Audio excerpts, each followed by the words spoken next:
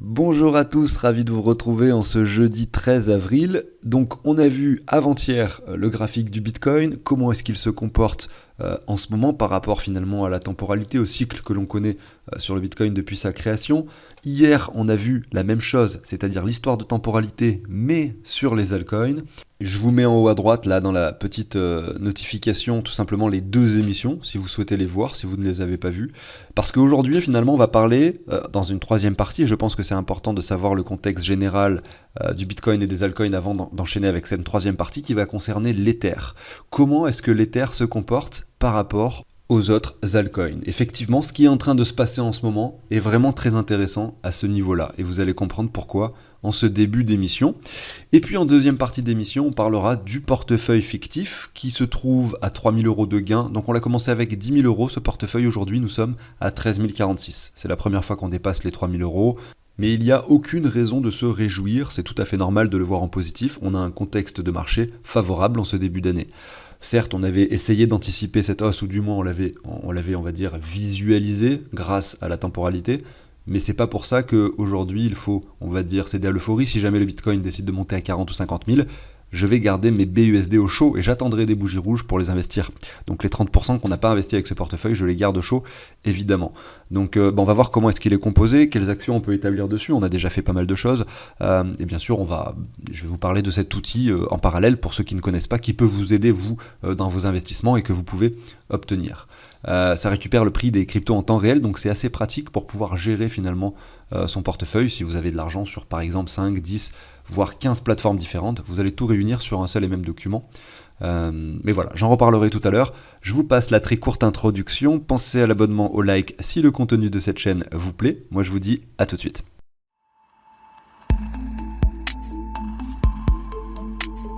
D'ailleurs, au passage, je vais reprendre les tirages au sort que j'avais fait, je m'en rappelle, au début sur cette chaîne YouTube, notamment où je vais sélectionner parmi les commentaires de certaines émissions. Finalement, je vais sélectionner une personne qui va obtenir un airdrop, en fait, à qui je vais distribuer de la crypto-monnaie, tout simplement. Mais pas n'importe quelle crypto-monnaie. Des projets qui me tiennent à cœur, par exemple, et je les distribuerai dans ces tokens-là, notamment pour moi des projets à potentiel. Donc, j'ose espérer que les 10 dollars d'airdrop que je vais vous passer effectivement chaque 200 abonnés, donc en fait ça sera à chaque fois que la chaîne prend 200 abonnés, je procéderai à un airdrop. Eh bien j'espère que ces tokens là que je vous distribuerai pourront peut-être faire x10 un jour et qu'en fait ces tokens prennent beaucoup de valeur et que vous puissiez en profiter. En tout cas c'est mon souhait, de toute façon c'est de l'argent bonus pour vous, et je vais le commencer à 26 600 abonnés. Là je suis à 26 550 pour être exact, donc ça sera bientôt. Et bien sûr à chaque fois, eh bien, j'en parlerai dans l'émission en question. Je vous dirai qu'effectivement pour pouvoir participer, il faudra donc être abonné d'une part, et du coup laisser un commentaire d'autre part, et ensuite je ferai un tirage au sort parmi les commentaires, tout simplement, pour vous distribuer par la suite sur votre wallet décentralisée ou sur votre échangeur centralisé préféré, vos tokens, tout simplement, voilà. Allez, je débute maintenant avec l'émission du jour. Donc, on va regarder, comme je le disais, l'histoire de l'Ether. Qu'est-ce qui se passe sur l'Ether en ce moment? On voit que par rapport au Bitcoin, alors il faut que je retourne sur du hebdomadaire, on observe que par rapport au Bitcoin, l'Ether se comporte plutôt pas mal. Donc, j'ai pas remis d'ailleurs les rectangles de bear market et de bull market sur ce graphique, mais là, toute cette phase-là, c'est du bear market sur le Bitcoin. À l'époque, donc lors du précédent bear market, l'Ether avait énormément chuté pendant la phase de bear, ce qui n'est pas le cas en ce moment. Donc, il est hyper résilient. Et ça, c'est dû à la DeFi, évidemment, l'adoption de la DeFi, et le fait qu'en fait, la plupart des projets sont toujours plus ou moins liés au réseau d'Ether. Dès qu'un projet est EVM compatible, on trouve que c'est bien. Les développeurs trouvent que ce format est beaucoup mieux pour eux parce qu'ils ont appris à développer sur les smart contracts d'Ether à la base. Donc c'est vrai que c'est un acteur incontournable du marché. On peut supposer qu'à l'avenir, il continue dans cette direction. En tout cas, le graphique, c'est ce que le graphique nous prouve. Ces derniers temps, l'Ether a pas mal chuté, sauf que regardez ici, depuis 2-3 semaines consécutives, même si on a eu le doute au cours de cette semaine, d'ailleurs on le voit sur la bougie ici, eh bien on est plutôt haussier sur l'Ether. Alors que, regardez, si on prend l'altcoin dominance, on est vraiment sur une bougie rouge qui est sur une continuation baissière. Ce qui nous laisse penser que c'est pas finalement l'Ether qui fait chuter les altcoins, ce sont les autres altcoins finalement, qui sont eux beaucoup moins capitalisés, ce qui veut dire qu'ils chutent quand même beaucoup par rapport au Bitcoin. Et en fait ça on peut le justifier, on peut le prouver en regardant l'altcoin dominance tout en soustrayant l'Ether du calcul. Voilà ce que ça donne, je vous montre, vous voyez on est beaucoup plus bas. Les altcoins, en fait, en réalité, ont pris très très cher par rapport au Bitcoin. L'Ether, lui, a su faire en sorte, effectivement, que cette altcoin dominance puisse résister. Mais au final, on s'en fiche. L'Ether est très capitalisé, notre portefeuille n'est pas composé que d'Ether, donc c'est intéressant de voir ça. Et puis on observe que là, la bougie rouge est très violente cette semaine, encore, et que peut-être on viendra chercher cette zone de rechargement, tout simplement, sur l'altcoin dominance qui ne prend pas en compte l'Ether. Il y a un graphique qu'on va pouvoir peut-être regarder ensemble. D'ailleurs, je vais le faire avec vous, vraiment pour que vous puissiez voir ceux qui veulent le reproduire sur leurs écrans sur TradingView. Vous pouvez mettre Total 2 ici. Donc là, Total 2, ça vous donne la capitalisation de tous les altcoins. En fait, c'est exclu simplement le Bitcoin. Donc là, vous avez le Total 2 à l'écran, le graphique. On voit qu'on est sur un market cap de 627 milliards de dollars. Ok. Maintenant, à ceci, on soustrait donc, il faut, pour pouvoir soustraire la capitalisation de l'Ether, il faut faire CryptoCap, tout simplement, et ensuite 2.ETH. Voilà. Et là, vous avez la capitalisation de l'Ether. Vous le rajoutez au calcul, et vous voyez que là, on n'est plus qu'à 388 milliards. Donc déjà, c'est quand même incroyable. C'est là qu'on se rend compte un peu du poids que l'Ether a sur l'altcoin dominance. L'Ether pèse à peu près 40% sur le graphique, et sur le fait que effectivement, les altcoins prennent de la valeur ou en perdent par rapport au Bitcoin. Du coup, maintenant qu'on a ça, eh bien on va mettre entre parenthèses tout ce que l'on vient de calculer, et on va diviser ça par le prix de l'Ether. Et à ce moment-là, c'est pareil, on a une altcoin dominance, on a l'altcoin dominance des altcoins par rapport à l'Ether, et non plus des altcoins par rapport au Bitcoin. Et ça, je trouve ça hyper intéressant. Je ne l'ai jamais vu le graphique, là je vais le découvrir avec vous en fait. Donc on regarde ce que ça donne, et voilà ce qu'on obtient. Donc j'aimerais bien mettre à côté finalement l'altcoin dominance classique pour comparer. Donc à chaque fois qu'on a des bougies vertes sur ces deux graphiques, c'est que les altcoins ont été assez puissants. À droite plutôt par rapport au Bitcoin et à gauche plutôt par rapport à l'Ether. Et ce qu'on observe sur le graphique de gauche, contrairement au graphique de droite, c'est que là on a sur une période de temps très très longue, parce que là nous étions en décembre 2018, une tendance baissière. Et donc ce qui est très intéressant, c'est de voir que finalement depuis décembre 2018, l'Ether se porte très très bien en fait sur ce marché des cryptos. Puisqu'en fait là, plus vous avez de bougies rouges sur ce graphique, et plus l'Ether se porte bien. C'est logique, vous l'avez compris avec l'explication que j'ai faite. C'est comme sur ce graphique, quand vous voyez plein de bougies vertes, c'est-à-dire que les altcoins sont en train de manger le Bitcoin. Là c'est la même chose, quand vous avez plein de bougies vertes, c'est-à-dire que les altcoins sont en train de manger l'Ether. Et concrètement, sur la durée ici, on a un Ether, regardez, qui finalement se comporte très très bien. On a l'altcoin dominance par rapport à l'Ether qui est en chute depuis, regardez ici, décembre, novembre 2018. Et donc on a un Ether qui est plus intéressant à posséder en ce moment, a priori, que la plupart des altcoins, et ça depuis 4 ans. Voilà. Donc je trouve ça cool en fait de constater ça. Alors que sur le Bitcoin, c'est différent. Si je reprends en décembre 2018, donc ici le sommet sur ce graphique, je suis ici. Donc on voit que le Bitcoin ici a perdu en valeur par rapport aux altcoins. C'est-à-dire que finalement, la plupart des cryptos se comportent mieux que le Bitcoin en ce moment, et depuis 4 ans. Donc ça prouve qu'en fait, peut-être, l'Ether est en train d'imposer sa loi et peut-être de devenir dans le futur le leader du marché si ça continue dans ce sens. En tout cas, c'est la question qu'on se pose. Maintenant, ce graphique peut nous servir encore pour une autre utilité que simplement l'explication que je viens de vous faire, et peut-être plein d'autres d'ailleurs que je découvrirai au fur et à mesure, parce que comme je vous le dis, c'est la première fois que je vois ce graphique. Il va me falloir du temps, je pense, pour bien l'appréhender, pour bien le comprendre, ce graphique, je pense. C'est comme toujours. Souvent, c'est à force de les regarder chaque jour que finalement il y a des idées qui me viennent.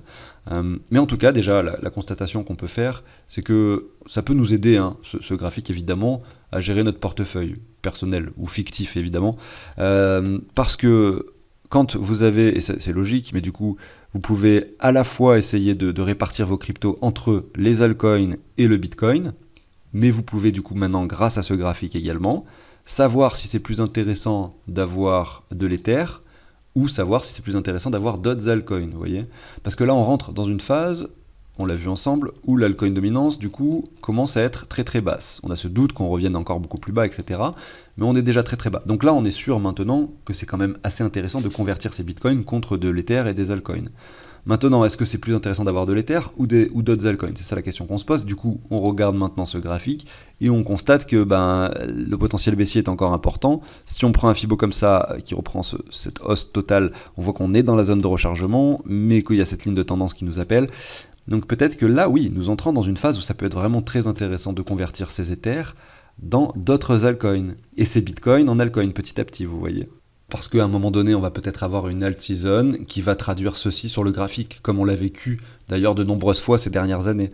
Et ça pourrait traduire donc des altcoins qui prennent par rapport à l'Ether 50%. Et prendre 50% par rapport à l'Ether, c'est énorme, parce que vous comprenez bien que si l'Ether lui-même prend 100% ou 200% par rapport au dollar, vos altcoins, eux, prennent vraiment énormément en valeur. Et votre portefeuille aussi. Donc c'est, je trouve, super cool d'avoir trouvé ce graphique, enfin en tout cas c'est pas vraiment trouvé, mais d'avoir eu l'idée de le regarder. Maintenant on verra dans le temps si je continuerai à le regarder et voir un peu ce qu'on en fait sur cette chaîne. Je vais continuer maintenant avec le portefeuille fictif. On va aller voir un petit peu les altcoins qui le composent, on va aller voir un peu leur graphique comme d'habitude, pour en tirer des conclusions sur des actions qu'on pourrait potentiellement faire dessus. Alors on voit que ce portefeuille est plutôt pas mal composé aujourd'hui, effectivement chaque semaine je le retravaille. Récemment on a converti pas mal de Bitcoin en altcoin, donc maintenant on a 30% de Bitcoin, 70% d'altcoin dans ce portefeuille. Donc attention, si l'altcoin dominance dessine ceci à l'écran, forcément ça ne sera pas forcément bénéfique sur le portefeuille. Mais c'est pas grave, on va continuer à convertir du Bitcoin, etc. en altcoin. Maintenant on a 8% d'Ether, 8% de Binance Coin. Effectivement, avec l'analyse que je viens de faire, on peut se poser la question de si ça pourrait pas être intéressant d'avoir un peu plus d'Ether. Mais a priori, c'est peut-être pas le moment de penser à ça, parce qu'en fait, c'est plutôt l'inverse, c'est le moment où il faut convertir des Ethers en altcoin, parce qu'on est très bas sur ce graphique. Donc, on verra ça plus tard. Moi, ce que je constate, c'est qu'on a beaucoup d'Ether et de Binance Coin, et qu'ensuite, on a réparti ça sur pas mal de cryptos. Et là, c'est vrai, même si on a des pourcentages allant de 1 à 3, ça paraît pas beaucoup, mais avec la quantité de cryptos qu'il y a, finalement, c'est pas si mal. Parce que si on retire l'Ether, le Binance Coin et le Bitcoin, on a quand même, j'ai fait le calcul ici, avec une petite addition, 37% du portefeuille altcoin qui est composé d'autres choses que de l'Ether et du Binance Coin. Donc c'est plutôt pas mal.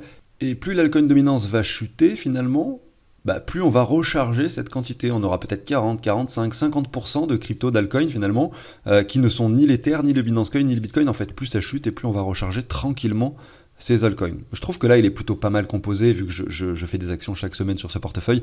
Peut-être qu'aujourd'hui, on n'en fera pas, on va simplement aller analyser un peu les cryptos qui le composent. Et notamment, on commence avec ADA Cardano, vous voyez, qui est vraiment en grosse tendance baissière. On a ces dernières semaines une petite remontée par rapport au Bitcoin, ce qui est assez cool. Par rapport au dollar, on semble commencer à latéraliser aussi. On voit que ça prend du temps et que ça risque de prendre encore pas mal de temps pour ADA, effectivement, afin d'imaginer une reprise. Pareil, Theta par rapport au Bitcoin fait un nouveau bottom. Et vous allez voir qu'en fait, c'est pas le cas de tous. Par exemple, ici, AAVE, lui, il a un très beau graphique. On voit qu'il est beaucoup plus résilient que par exemple Theta et que par exemple ADA. Donc AAVE, c'est vraiment un token. Quand je vois ça, je me dis, il en faut dans le portefeuille. Et je pense d'ailleurs qu'on en a pas mal, on a dû recharger la semaine dernière, voilà, 3%. Vous voyez, donc on a déjà fait ce travail la semaine dernière, de regarder ces graphiques, mais je regarde de nouveau rapidement avec vous ici. Là, on a Zilliqa, regardez, qui est sur une tendance baissière qui s'amoindrit. On peut le dire, un triple bottom. On est sur le triple bottom actuellement. Combien on en a? 2%, vous voyez. Bon, c'est pas si mal. Et en fait, le raisonnement que j'ai aujourd'hui, c'est d'essayer de visualiser les cryptos qui, par rapport au Bitcoin, n'ont pas fait encore de nouveaux bottom, on va dire, et d'espérer entre guillemets, mais de faire plus d'investissements sur ces dernières, par exemple comme AAVE, c'est pour ça qu'on en a 3%, en me disant que si jamais l'altcoin dominance monte maintenant, eh bien ça devrait être le genre de token qui performe plus que les autres. Je parle de AAVE par exemple par rapport à son graphique. Et si l'altcoin dominance continue de chuter, et bien à ce moment-là, tant pis, on verra très probablement, regardez, je retourne sur le graphique de AVE, on verra très probablement des tokens qui font des nouveaux bottoms. Tous les espoirs finalement de double bottom seront effacés, en tout cas pour certaines cryptos comme celui-ci, et on repartira un peu de zéro entre guillemets, il va falloir recharger de nouveau, choper des W, attendre une latéralisation. Et voilà, et petit à petit, on arrivera forcément à choper un bottom à un moment donné. Ça, on peut quasiment en être certain. En tout cas, là, je parle des cryptos fortement capitalisés qui, selon moi, ont un avenir. C'est pour ça qu'on va investir. Après, si vous prenez des cryptos top 1000, top 2000, top 3000, vous avez un risque beaucoup plus important que sur des cryptos qui sont ici, vous regardez, dans le top 100, bien évidemment.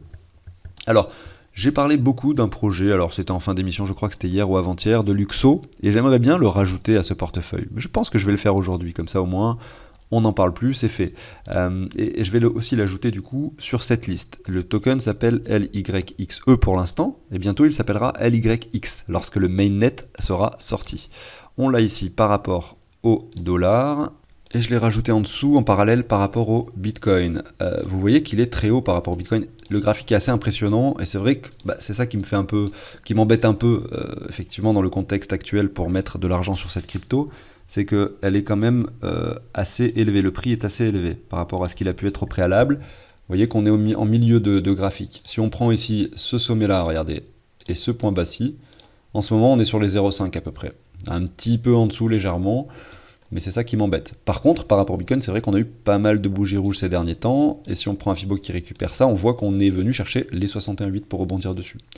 Donc si on en recharge, eh bien on va en prendre peut-être que 1%. Au moins on se dit, voilà, j'en ai dans le portefeuille, c'est ce que je veux pas rater le coup si jamais ce token a une très belle performance. En l'occurrence, je préfère tout de même me sécuriser en me disant que voilà, j'en prends que 1%, comme ça, même si ça continue, si ça chute, hein, voilà, je ne le regretterai pas, tout simplement. Et donc comment est-ce que je vais faire ça? En même temps, ça va me permettre de vous parler de cet outil. Eh bien, pour rester sur mon pourcentage 70-30, je vais convertir du Binance Coin en Luxo, tout simplement. Je vais acheter du Luxo avec du Binance Coin. Alors, pour ceux qui ne connaissent pas cet outil, comment ça marche? La première étape, c'est d'ajouter la crypto que vous avez acheté. Par exemple, admettons que vous avez fait la transaction sur Binance ou sur n'importe quelle plateforme, je ne sais pas quoi, même Uniswap, n'importe. Vous allez rajouter la crypto que vous souhaitez simplement ajouter à ce portefeuille sur l'onglet Ajout des coins en bas. Là, vous marquez simplement le nom de la crypto, LYXE, voilà, pardon.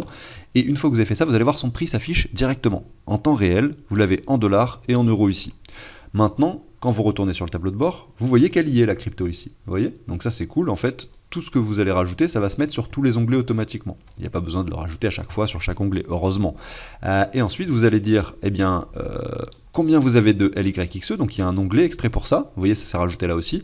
Vous allez dire, admettons que vous avez ici 10 plateformes, vous allez renommer les chiffres ici par vos plateformes, et vous allez dire, voilà, du LYXE, j'en ai acheté 5, donc j'en ai 5, mais par contre, j'ai vendu du Bitcoin pour acheter du LYXE, donc vous allez modifier votre solde Bitcoin ici, et vous allez dire, voilà, j'en ai pas 0,1087, mais j'en ai 0,925, et en fait, vous changez vos soldes, tout simplement, donc c'est pour ça que vous pouvez mettre à jour votre portefeuille qu'une fois par semaine, par exemple. Vous n'êtes pas obligé de rentrer chaque transaction que vous faites. Vous pouvez très bien faire 10 transactions dans la semaine, retrouver votre Binance à la fin de la semaine, tout simplement, et rentrer tous vos soldes de Binance, et hop, votre tableau est de nouveau à jour. Et donc c'est aussi pour ça que c'est rétroactif. Si vous décidez d'obtenir cet outil, même si vous avez déjà fait des investissements depuis 2-3 années, eh bien en quelques clics, et il va falloir entrer quelques données, ça va peut-être vous prendre quand même, peut-être, allez, je ne vais pas dire de bêtises, une demi-heure, vous allez savoir exactement où vous en êtes, combien vous êtes en train de gagner, combien vous êtes en train de perdre par rapport à ce que vous avez investi au départ, etc. Toutes vos cryptos, combien ça vaut, tout ça. Vous allez avoir toutes les infos simplement en rentrant vos soldes de crypto. Vous allez vous connecter à chacune de vos plateformes et vous allez entrer tous vos soldes. Et vu que les prix des cryptos sont récupérés en temps réel, vous savez tout. Bon, voilà comment ça marche. Maintenant, je vais supprimer les 5 que j'ai inscrits ici. J'ai dit que j'allais acheter 1% de ce portefeuille en LYXE. Donc 1%, donc vu que là il y a 14 239 $, je sais que 1% c'est 142 $. Du coup, je vais regarder, je vais mettre USDT ici, BNB en bas. 142 $, je sais que ça vaut 0,4378 BNB. Voilà, donc ça c'est OK. Moi je vais simuler la transaction, donc je suis obligé de le faire sur le convertisseur. Ici, donc je mets BNB en haut et je mets LYXE en bas. Je sais que du coup 0,4378 BNB, ça fait 12,78 LYXE. Du coup, je vais pouvoir procéder à ma transaction de façon fictive, évidemment, parce que c'est un portefeuille fictif. Et je vais retirer, du coup, les BNB 0,4378. Voilà, je retourne sur le tableau de bord. On voit que les gains-pertes, c'est la même chose. Hein. J'ai juste simulé une transaction ici. Donc, la valeur du portefeuille est la même. J'ai simplement changé du Binance Coin en LYXE. On voit d'ailleurs que maintenant, il n'y a plus que 7% de Binance Coin. Donc pour en finir avec cet outil, vous sachez que ici, donc, il y a un investissement de départ de 10 000 €, et ça en fait vous l'ajoutez encore dans un autre onglet qui s'appelle transactions par rapport au fiat, et là vous allez mettre tous les achats que vous avez fait avec du fiat. Dès que vous allez acheter des cryptos, même si c'est des USDT, hein, avec des euros, il faut le mettre ici. Quand vous allez vendre des cryptos pour des euros, il faut le mettre ici. Dès que vous repassez en fiat ou dès que vous allez acheter des cryptos avec du fiat, eh bien vous rentrez les transactions ici. Vous mettez le jour, la plateforme, etc. Et ça va vous permettre, du coup, si vous faites une vente, eh bien, de connaître la plus-value ou la moins-value si vous êtes en négatif, associée à votre vente. Et ça peut vous aider pour les déclarations d'imposition. Donc par exemple, admettons, vous vendez donc 2 000 € de crypto pour récupérer 2 000 €. À ce moment-là, lorsque vous le faites, le portefeuille, on va rentrer la valeur crypto, et c'est écrit en haut ici, en haut à gauche, 13 055, donc vous le rentrez ici, 13 055. Et vous savez que sur cette transaction, vous récupérez 2 000 €, et vous avez sur ces 2 000 € que vous récupérez 468 € de plus-value. Et l'État français va vous demander de payer des impôts équivalent à 30% sur les plus-values. Donc ensuite, c'est à vous ensuite de bien remplir la feuille d'imposition. Moi, je pense que j'ai mis les bons trucs ici par rapport à la feuille d'impôt, donc ça va vraiment vous aider. Ici, à moins que la feuille ait changé, et je ne suis pas responsable de ça, évidemment, moi, je vous calcule simplement une plus-value, mais j'essaye le plus possible de vous apporter une aide. Donc là, si je fais 0,3 multiplié par la plus-value, eh bien vous savez du coup que en fait, vous allez payer 140 € d'impôt à peu près sur un retrait de 2000 €. En même temps, vous n'avez pas fait une énorme plus-value là, parce que vous étiez à 10 000 à la base, on est à 13 000 maintenant. Maintenant, si vous avez fait x10 sur votre portefeuille crypto, donc que vous avez transformé 10 000 € en 100 000 € par exemple, et que vous retirez du coup 2 000 €, vous allez voir, ça va pas être la même chose. Regardez, si je mets 100 000 ici, hop, je pense que je me suis pas trompé. Eh bien, là, finalement, vous allez payer 540 € d'impôt sur les 2000 que vous retirez. Donc, en fonction, en fait, de la plus-value, finalement, que vous avez fait sur votre portefeuille global, eh bien, vous allez payer plus ou moins d'impôts. Donc là, si vous avez mis 10 000 et que vous avez 100 000, et donc, vous retirez 2000, et vous voyez que la plus-value, elle est de 1800. C'est logique. Donc, si vous faites 2000 moins 1800, vous trouvez 200 €, et 200 € x 10, on retombe sur 2000. Donc en fait tous les chiffres sont logiques, les calculs ne sont pas si compliqués que ça, mais effectivement quand il y a des montants avec des virgules, etc., et des chiffres genre 2342, c'est beaucoup plus chiant, et en fait quand vous allez faire plein de reventes, ça peut vraiment être utile d'avoir cet outil. Donc là vous savez que si vous faites un x10 sur votre portefeuille et que vous récupérez par exemple 2000 € de crypto, eh bien vous allez payer 540 € d'impôt avec une plus-value donc sur les 2000 de 1800 €. Alors ceux qui veulent obtenir cet outil, j'ai oublié d'en parler avant d'ailleurs, j'aurais peut-être dû, je pense que dans les commentaires je vais avoir des messages du genre comment je fais pour obtenir cet outil, parce qu'effectivement il y en a qui ne regardent pas forcément les vidéos en entier et je les comprends tout à fait, elles sont un peu longues des fois. Et bien en fait vous allez sous toutes les émissions du jour et vous avez notamment un premier lien ici où vous tombez sur une émission où j'explique beaucoup mieux le tableau qu'aujourd'hui. Et vous avez un second lien qui vous amène donc sur le site de CryptOrganize. Vous avez un onglet donation. Je partage cet outil sous l'échange d'une donation fixe. Et vous pouvez simplement effectuer une donation pour obtenir l'outil en question. À savoir que moi, personnellement, je paye un abonnement mensuel pour pouvoir récupérer pour vous automatiquement le prix de toutes ces cryptos en temps réel. Je récupère le top 2000 et ça les met à jour toutes les heures. Donc là, toutes les heures, tous les prix vont se changer automatiquement sur votre document. Et j'ai trouvé récemment cette solution qui est payante, mais c'est pour vous offrir et pour aussi offrir notamment à tous les donateurs qui ont déjà donné depuis 2 ans, 3 ans et qui utilisent encore le tableau, pour offrir le meilleur service, que vraiment ils aient plus de soucis avec le document, des soucis que je pouvais avoir avant, finalement sur certaines erreurs de prix qui maintenant ne se produisent plus du tout. Voilà. Donc je vous souhaite une excellente journée, je vous dis à demain sur la chaîne, pensez à l'abonnement, au like si c'est pas déjà fait. Ciao tout le monde.